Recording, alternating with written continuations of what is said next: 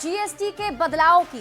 देखिए, जीएसटी पर केंद्र सरकार का बड़ा फैसला आया है और नए बदलाव के बाद 5% और 18% का जीएसटी स्लैब ही अब रह जाएगा और इसका सीधा फायदा आम आदमी को मिलने वाला है। आम आदमी के पास डिस्पोजेबल इनकम यानी कि खर्च करने की राशि पहले की तुलना में अधिक बचेगी और अब जीएसटी से सिर्फ 2 ही स्लैब जीएसटी के होंगे।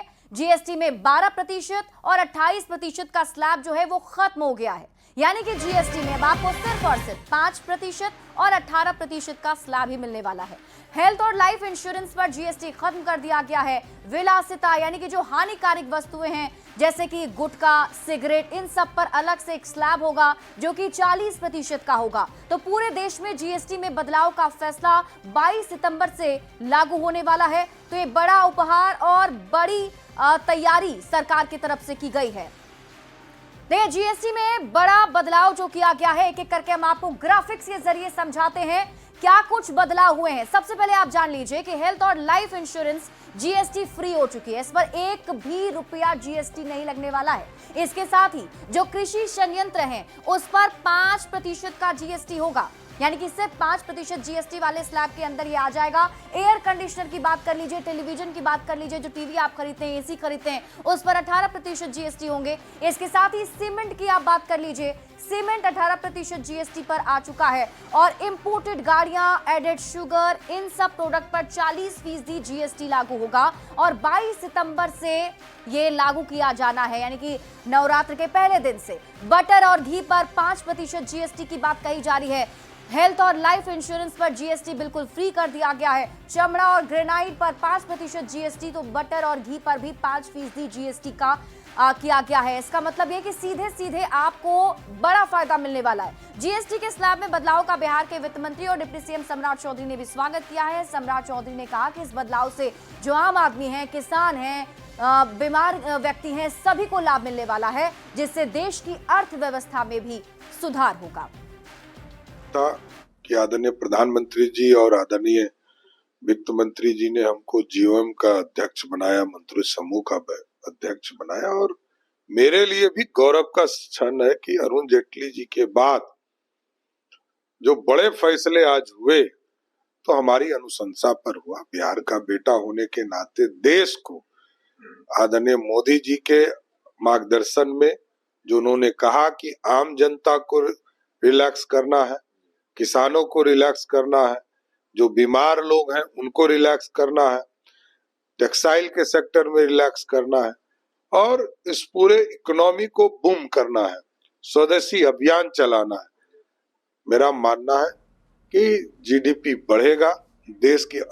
तो जीएसटी रिफॉर्म को लेकर केंद्रीय मंत्री चिराग पासवान ने कहा कि मैं इसके लिए प्रधानमंत्री और वित्त मंत्री का आभार व्यक्त करना चाहता हूं, क्योंकि मेरे विभाग से जुड़े कई ऐसे मुद्दे हैं जिनमें जीएसटी को लेकर हम लंबे समय से राहत की मांग कर रहे थे। मुझे खुशी है कि आज एक बड़ी आबादी को राहत देने का काम हुआ है। मैं इसके लिए प्रधानमंत्री जी और वित्त मंत्री जी का विशेष तौर पे धन्यवाद करूंगा, क्योंकि मेरे विभाग से जुड़े हुए भी कई ऐसे विषय हैं जिसमें जीएसटी को लेकर हम लोग लंबे समय से राहत की हम लोग मांग कर रहे थे। आज मुझे खुशी है कि एक बड़ी आबादी को राहत देने का कार्य किया गया। तो सरकार की तरफ से भले ही राहत की बात कही जा रही हो, लेकिन विपक्ष अभी भी इसका विरोध कर रहा है। तो जीएसटी के विरोध पर केंद्रीय मंत्री गिरिराज सिंह ने राहुल गांधी और ममता बनर्जी पर जोरदार हमला बोला है। उन्होंने कहा कि प्रधानमंत्री मोदी ने आम लोगों को बड़ी राहत दी है, जबकि ममता बनर्जी बंगाल को बांग्लादेश बनाने के लिए काम कर रही है। नरेंद्र मोदी जी का फर्म डिटर्मिनेशन था कि मिडिल क्लास के लोगों के लिए, और उन्होंने हर सेक्टर में रोटी, कपड़ा और मकान, सारे सेक्टर में, हेल्थ में, सारे सेक्टर में उन्होंने रिलीव किया है। आने वाले दिन में ममता बनर्जी जो चाहती थी बंगाल में, वो आने वाले दिन में हो गया है। बंगाल को बांग्लादेश बनाने के लिए इनका सारा काम चल रहा है।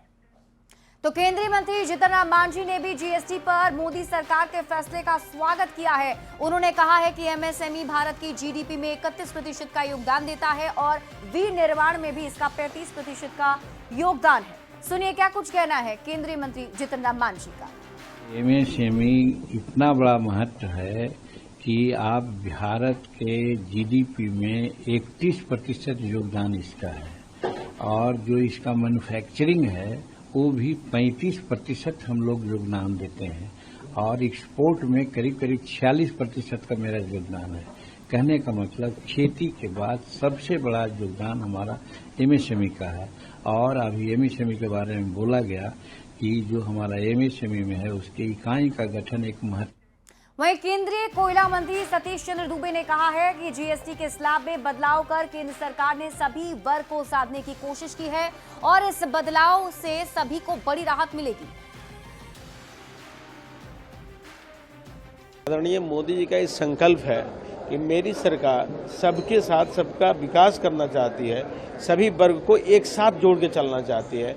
जितना भी सरकार आया जाति पॉलिसी पे काम करता है, लेकिन आदरणीय मोदी जी ने 4 पार्ट में किया है। एक युवा शक्ति हर वर्ग में आते हैं, एक नारी शक्ति सभी वर्ग में आते हैं, एक किसान सभी वर्ग में आते हैं। ऐसी ढंग से सभी वर्ग को एक समान ढंग से साथ जोड़ने का। तो त्योहार से पहले जीएसटी के स्लैब में बदलाव को बिहार बीजेपी अध्यक्ष की तरफ से माफ कीजिएगा, बिहार कांग्रेस अध्यक्ष राजेश राम की तरफ से छलावा बताया गया है। राजेश राम ने कहा कि बिहार में चुनाव नजदीक आया है तो ये लोग हर फैसले लेंगे, लेकिन इतने समय से ये लोग क्या कर रहे थे? क्या कहेंगे सर? ये चुनावी वर्ष है, कुछ कम हो सकता है। इनके पास 20 साल से समय था, 11 साल से समय था, तो जो काम उनको 11 साल पहले करना था, 20 साल पहले करना था, तो आज 20 साल में जनता को जो लाभ होता वो नहीं हुआ। अब चुनावी वर्ष है तो ये तरह का जुमला चलता रहे।